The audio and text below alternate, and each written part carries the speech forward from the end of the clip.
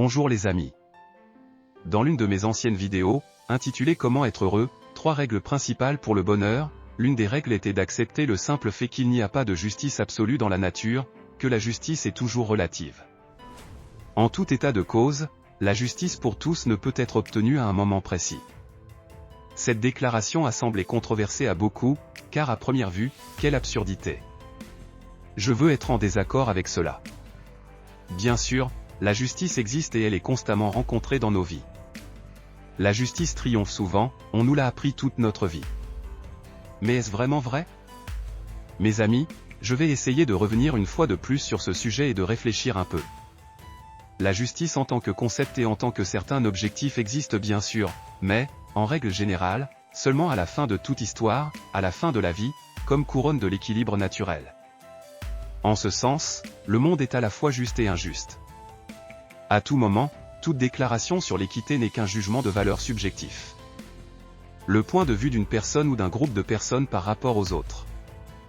J'ai déjà donné un exemple de compétition dans la faune sauvage. Le lièvre et le loup qui l'ont rattrapé et mangé. Du point de vue du lièvre, une injustice flagrante s'est produite, il a perdu la vie, mais du point de vue du loup, tout s'est passé de manière assez équitable, il s'est rassasié et a nourri ses louveteaux. Dans la nature, les êtres vivants se disputent les ressources. Il ne faut pas oublier que les humains et notre espèce est appelée Homo sapiens font aussi partie de la nature. Pourquoi est-il si important de s'en souvenir? Quand nous oublions que l'homme fait partie de la nature, que l'homme est essentiellement une espèce parmi d'autres animaux, alors nous sommes envahis par la vanité, nous commençons à vivre sans égard pour la nature, pour l'environnement, nous exploitons et traitons les plantes, les autres animaux, les micro-organismes avec dédain, nous nous polluons et nous nous détruisons les uns les autres. Nous pensons que nous nous élevons, mais en fait, en niant la biologie en nous-mêmes, nous ne sommes remplis que de vanité et d'admiration de soi. Toutes les guerres, toutes les catastrophes provoquées par l'homme et toutes les effusions de sang sont le résultat de cette exaltation artificielle et imposée de l'homme sur la nature, de son isolement des réalités terrestres, de la fascination de l'homme pour son propre type d'élection. Alors, ce monde est-il juste? Bien sûr que non. Vous pourriez objecter, mais il y a des phénomènes qui, à première vue, sont vrais à 100%. Par exemple, le fait qu'en ce moment même chacun d'entre nous soit assis dans sa maison chaleureuse et confortable, bien nourri et heureux, c'est certainement juste. C'est bien sûr vrai. Mais seulement de votre point de vue. Il y a d'autres personnes, d'autres créatures, qui considéreront quelque chose de complètement différent comme étant juste.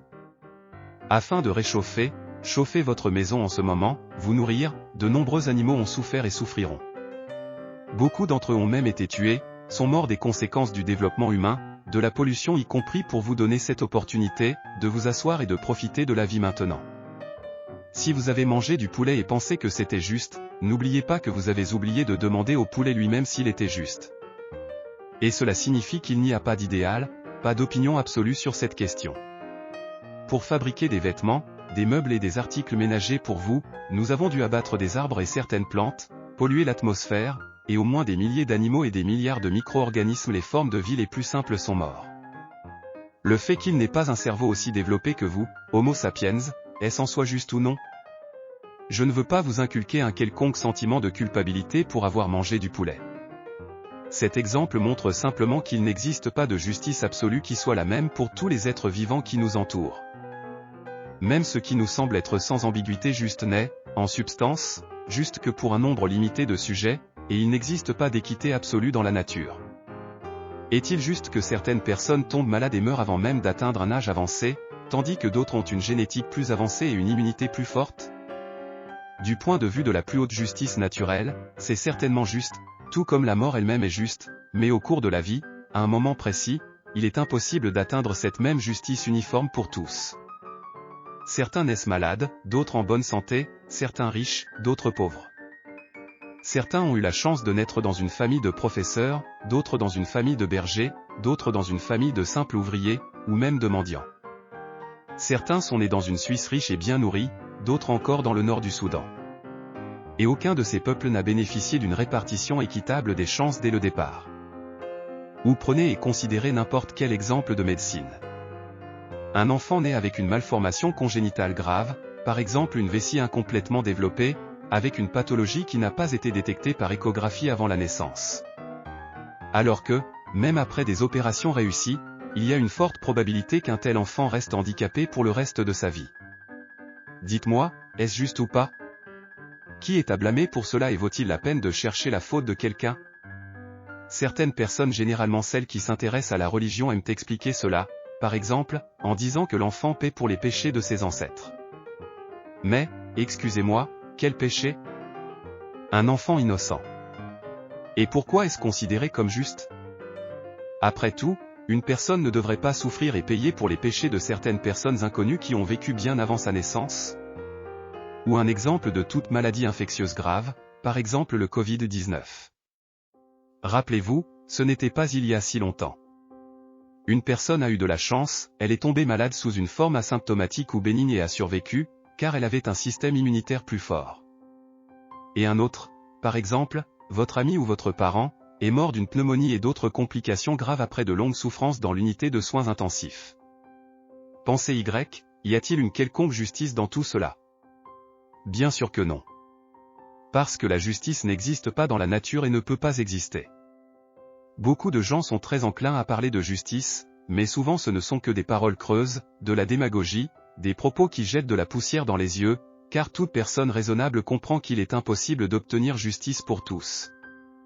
Cela contredit tout simplement la nature humaine et la nature elle-même en général. Le désir de justice n'est qu'un effet secondaire particulier de notre psychisme, un signe du développement de notre cerveau et de nos processus mentaux. Les grands penseurs de l'Antiquité, Tommaso Campanella et Thomas More, ainsi que nombre de leurs disciples, ont toujours essayé et continuent d'essayer de créer une sorte de cité du soleil, une société de perfection et de prospérité, où chacun prendrait soin des autres, mettant ses propres intérêts en dessous de ceux de la société, mais la biologie et la nature humaine empêchent toujours ces idées utopiques de se réaliser dans la pratique. En pratique, rien n'a été réalisé jusqu'à présent, à l'exception du capitalisme détesté par beaucoup. Le fait que pour toute personne l'état où sa propre chemise est plus proche du corps et naturel est une donnée de la nature et il est très facile de prouver cette donnée. En utilisant un exemple simple du quotidien. Amis, imaginez que vous écoutez les nouvelles à la télévision ou à la radio, que vous lisez le fil d'actualité, et qu'il rapporte que quelque part un avion de ligne s'est écrasé avec plusieurs centaines de passagers innocents à bord, dont beaucoup sont des enfants. Que ressentez-vous à ce moment-là? Une personne normale éprouve généralement un sentiment de profonde amertume et de sympathie. Il est douloureux d'imaginer comment ces personnes innocentes, ces enfants et ces personnes âgées, sont mortes. Peut-être que cette nouvelle vous rendra triste pendant plusieurs heures après avoir regardé ce programme télévisé, en lisant cette nouvelle. Ou même tout au long de la journée, vous perdrez l'envie de vous amuser et de continuer vos activités quotidiennes. Mais dès le lendemain, vous oublierez progressivement cette nouvelle, quelqu'un l'oubliera en quelques heures et votre vie continuera comme avant. Imaginez maintenant un instant que vos proches étaient passagers de cet avion, vos enfants, ou votre maman et votre papa. Pourrez-vous oublier cet événement en quelques heures seulement? Très probablement, vous vous souviendrez de ce jour tragique pour le reste de votre vie. Et cet exemple montre remarquablement que pour une personne, le privé sera toujours objectivement plus important que le public. Vos intérêts personnels sont plus importants que les intérêts publics, votre chemise sera toujours plus proche de votre corps. C'est tout simplement un fait de la nature, il est stupide de le contester. C'est désagréable à réaliser, surtout pour les personnes ayant une vision du monde mythologique ou religieuse, mais c'est vrai. Votre indignation face à ces propos sur le manque de justice est tout à fait compréhensible et même, dans un certain sens, justifiée. Après tout, il est très difficile pour une personne de reconnaître la présence d'une composante biologique naturelle, car tout au long de l'histoire de l'humanité, nous avons lutté pour des idéaux moraux élevés, avons essayé de toutes nos forces d'oublier, de balayer sous le tapis nos origines animales. Mais demandez-vous, à quel médecin vous irez vous faire soigner, à qui vous confierez votre santé inestimable? À quelqu'un qui a bien étudié la biologie à l'école et qui sait que l'Homo sapiens appartient à l'ordre des primates, à la famille des hominidés, à la classe des mammifères, au type des chordés et au règne des animaux. Ou préféreriez-vous être soigné par un chaman, un médecin raté, qui n'a pas étudié la biologie à l'école et qui nie, par exemple, l'anatomie, la physiologie et d'autres sciences, qui ignore tout ce qui est scientifique et qui vit dans l'auto-illusion? On ne sait généralement pas comment un tel médecin a réussi les examens et est entré dans une université de médecine, a passé toutes les étapes de certification, s'il ne connaît pas les vérités simples de la science fondamentale, la biologie. La réponse est évidente. Les médecins qui n'acceptent pas de considérer les humains comme des animaux devraient, en théorie, se voir retirer leur diplôme et être envoyés repasser l'examen de biologie à l'école. Mes amis, la justice au sens absolu n'existe pas et n'a jamais existé dans la nature. C'est toujours relatif, et la justice naturelle absolue n'interviendra, je le répète, qu'à la fin de toute histoire, plus souvent à la fin de la vie d'une personne. C'est-à-dire que, d'un côté, le monde est injuste, mais de l'autre côté si l'on regarde les phénomènes et les événements de manière détachée, impartiale, alors, au contraire, il est juste. Le loup mourra un jour, et son corps deviendra un terrain fertile pour les micro-organismes, les décomposeurs. Les producteurs et les consommateurs commenceront leur travail. Une nouvelle herbe jeune poussera, qui sera mangée par ces mêmes lièvres, ou les descendants de ces lièvres, dont le loup aimait se régaler durant sa vie. La justice triomphera toujours, mais il faut être patient et l'attendre. Attendre et endurer. Une fois, j'ai ressenti du ressentiment parce qu'un patron âgé, un groupe de personnes âgées, en raison de leur conservatisme excessif, ne m'ont pas fait confiance pour le travail pour lequel j'étais prêt et qui me semblait progressiste. À ce moment de ressentiment et de colère, de sentiment d'injustice, je me suis souvenu des sages paroles de mon collègue, qui disait « Il suffit de leur survivre à tous. » Survivre simplement. Soyez patient. C'est ce que j'ai fait et bientôt tout ce que je voulais a été réalisé. Si un sentiment de ressentiment, d'injustice envers vous obscurcit votre esprit et que vous voulez vous venger, punir l'agresseur, alors parfois il est utile de simplement attendre. Survivez simplement à votre agresseur. Il y a une sagesse orientale particulière là-dedans, ne réagissez pas avec agressivité, mais apprenez à attendre que le corps de votre ennemi flotte. Un sentiment d'injustice donne souvent naissance à un sentiment d'envie infondée, c'est-à-dire à la souffrance du succès d'une autre personne. Il nous semble injuste qu'un concierge, se levant à 5 à 6 heures du matin pour nettoyer la neige, travaille beaucoup plus dur et plus intensément qu'un employé de bureau. Le travail d'un concierge est physique et beaucoup plus long que, par exemple, celui d'un spécialiste en informatique qui dort jusqu'à 9 à 10 heures du matin, boit du café et travaille intensément devant un ordinateur pendant 3 à 4 heures par jour, tout en recevant une récompense des dizaines ou des centaines de fois supérieure à celle d'un simple ouvrier. Mais, amis, qui vous a dit qu'il existe une seule justice dans la nature? Il y a de la concurrence dans la nature, il y a un désir irrésistible de tout être vivant d'obtenir ce qu'il veut avec le moins d'efforts et de dépenses possible. Par exemple, nous prenons un groupe de chimpanzés et commençons à les observer de près. Après un certain temps d'observation, nous remarquerons que des représentants plus performants apparaîtront dans le groupe, qui non seulement ont plus de force physique que les autres, mais aussi ceux qui ont appris quelque chose que les autres ne peuvent pas faire. Par exemple, casser des noix avec une pierre. Les chimpanzés les plus rusés, qui ont observé comment les individus les plus intelligents le faisaient avec une pierre et ont commencé à copier, auront également du succès. Ceux qui ont simplement volé des noix déjà décortiquées, c'est-à-dire essentiellement des escrocs, n'ont pas eu faim non plus. Ceux qui ont gagné la confiance des individus qui savaient casser des noix avec une pierre. C'est-à-dire, par exemple, la femelle qui a décidé en premier de s'accoupler avec un chimpanzé mâle qui a appris à casser des noix, ne restera pas non plus affamée, car pour son étreinte chaleureuse et sa volonté de s'accoupler, le mâle la récompensera généreusement avec des cerneaux de noix. Ainsi, seuls les singes têtus qui tentent obstinément de casser des noix, par exemple avec un bâton et non avec une pierre, resteront affamés. Ils choisiront par erreur le mauvais outil, car même si un bâton peut sembler pratique à première vue, il n'est pas très adapté pour casser des noix, le bois est trop mou. Et le singe qui vole ou qui espionne et copie simplement l'expérience de quelqu'un d'autre survivra et réussira. La flexibilité, la capacité de faire n'importe quoi pour le profit, est encouragée dans la nature.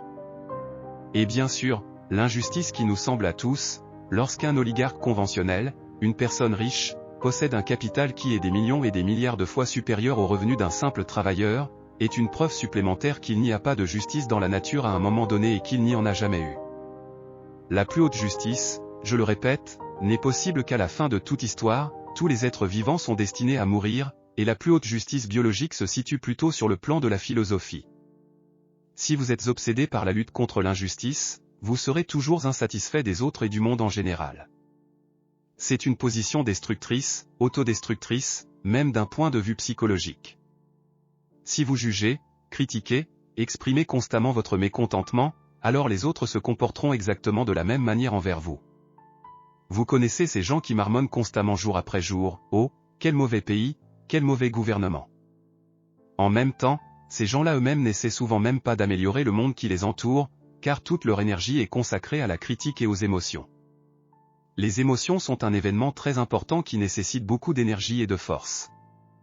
Notez qu'une personne qui se bat pour la justice, telle qu'elle la comprend, est généralement très dure envers les autres, mais elle est également stricte envers elle-même. Sans même s'en rendre compte, il exige la perfection du monde, des gens et de lui-même. Mais c'est une position complètement anti-humaine. Les gens parfaits n'existent pas, et exiger la perfection de soi-même et des autres, c'est tout simplement être cruel envers soi-même et envers les autres. Une personne dotée d'un sens aigu de la justice se transforme en un véritable souffrant.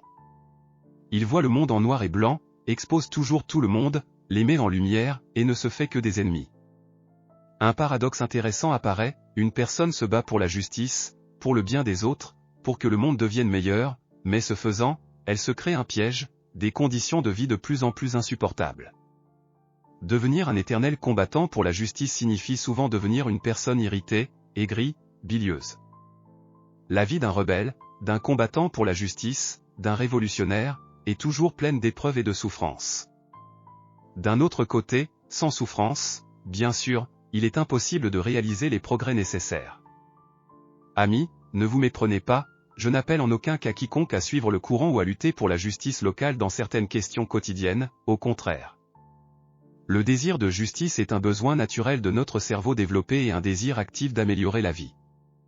C'est bien sûr un bienfait utile qui conduit au progrès, au développement. Mais servir les autres, sa propre cause, c'est la mise en œuvre active des principes de justice, formulés par l'humanité depuis de nombreuses années. Mais, bien sûr, tout doit être fait avec modération. Comme le disait le philosophe et écrivain français Albert Camus, je le cite, « Une longue lutte pour la justice consume l'amour qui l'a fait naître ». Ce sont mes pensées, mes amis. J'espère que vous réfléchirez à tout ce qui a été dit.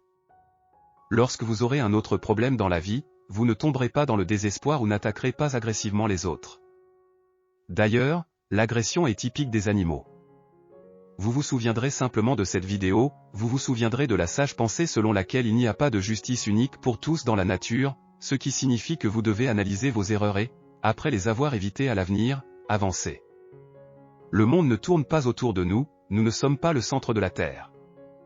L'amour, la philanthropie, l'attitude bienveillante envers la nature, c'est le véritable bienfaiteur, et non la lutte pour la justice et surtout pas les discours creux sur cette même justice. Je te dis au revoir. Je vous exhorte à endurer toutes les difficultés de la vie avec courage, comme l'a fait, par exemple, Forrest Gump, un homme très sage même si, selon l'intrigue du film, il était faible d'esprit. Dans le film, Forrest a dit une phrase brillante, « Parfois, la merde arrive. » En effet, la merde arrive. Parfois. Il n'y a pas de justice absolue unique et notre bonheur et notre avenir ne dépendent que de notre travail et de notre attitude face aux problèmes. Abonnez-vous à cette chaîne. Merci pour votre attention et au revoir.